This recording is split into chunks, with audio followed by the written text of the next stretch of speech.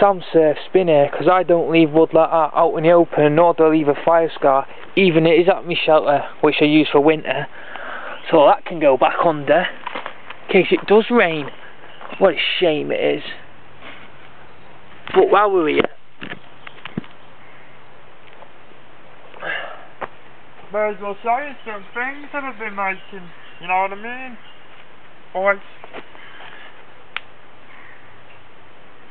sheath, more a sheath, right? Bog standard thing. How do I secure my knife in that? Because it can come flying out. Simple. Noose. See this here? This is called 550 paracord. Do you want to know why it's called 550 paracord? Because it has a breaking weight of 550 pounds. That's a lot of traitors that can be hung from a noose. So you really need, you know, hang a traitor. And you can break down the inner threads and use it for fishing or sewing or whatever. So,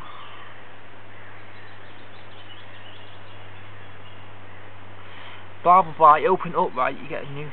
And because you've got that bit and it's a hangman's noose, you've got something to grip hold of for when yow. Right, here's a backup sheath. That's made from some split wood that's been had the inside of it carved out, the shape of the knife, so it slides in tight.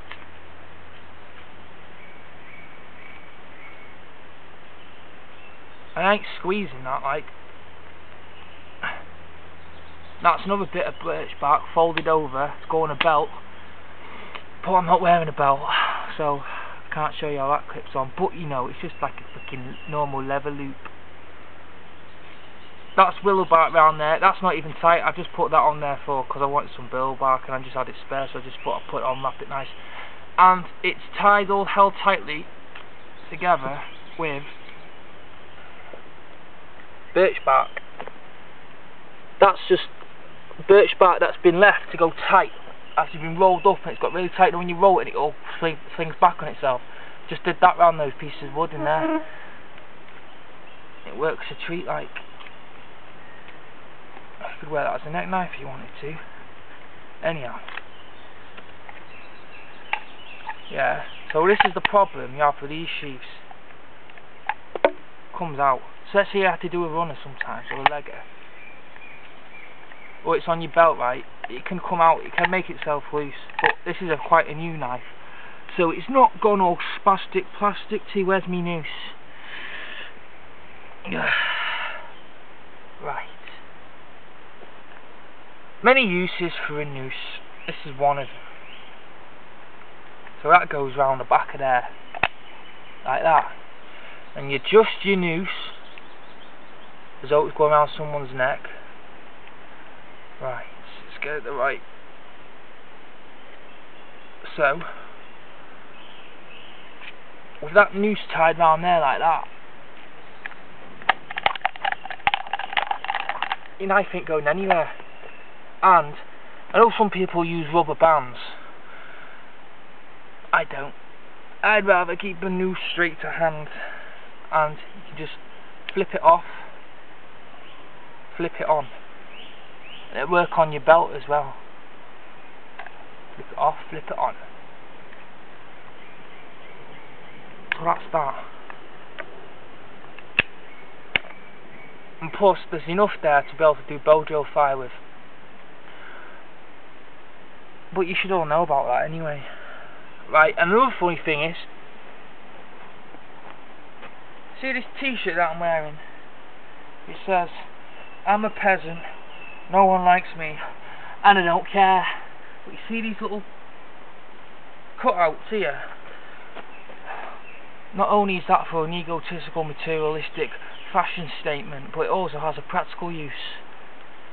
What you do with that, you want to make yourself a long handled basket, you choose hazel because you stretch like elastic. So you find yourself, when you're going to collect some berries or seeds or grasses or nuts or whatever you're going to be collecting, yeah, you got to bash it and you need a basket.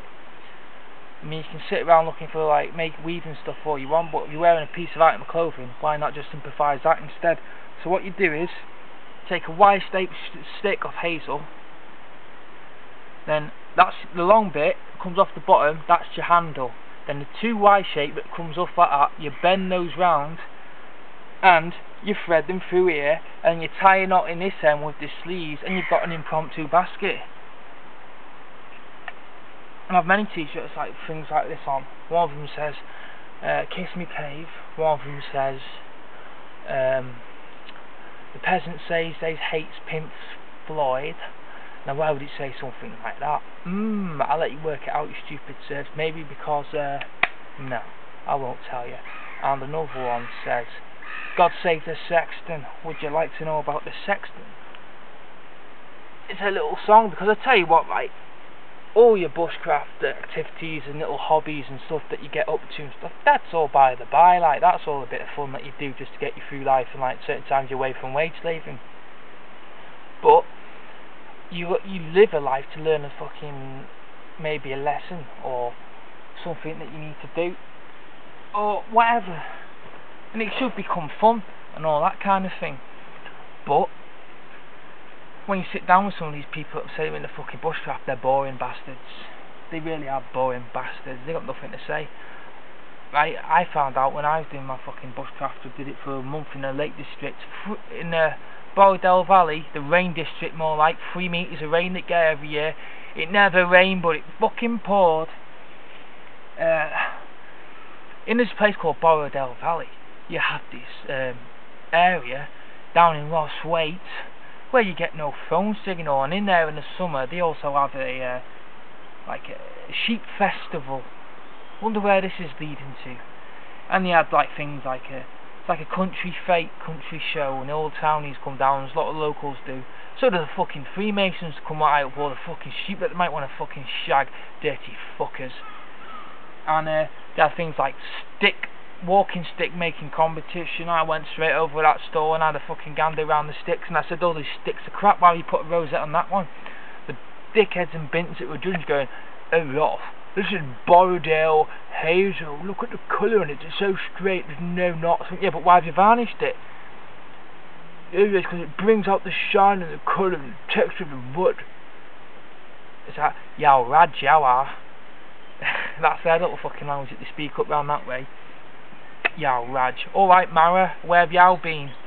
Fucking weirdos. That's just linguistics of the Keswickian fucking society.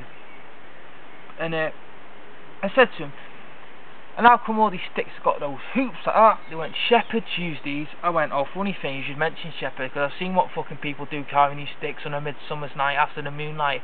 They went, oh, what's that? I went, the fucking sheep shaggers. I went, oh yeah, how do you know this? I went, I've fucking seen them. And because I can't keep every fucking little bit of a song and poem in my head that I come up and make all my journeys, because that's what fucking comes out of you. You get in the flow of life, and that's it. Stuff that's pouring out of you, like blah blah blah blah blah blah. You whistle as you work, and you sing as you fucking stroll along next to the sunset. Blah blah blah blah. Because like, I tell you what, all you lot makes bushcraft videos, and you're there like that, is you? Hey, yes. This is the Mora clipper knife. 840mg. It's made in Sweden, and as you can see, it has a bit here. You put your thumb on to draw the knife out. Who the fuck does that? Why fucking reviewing a knife?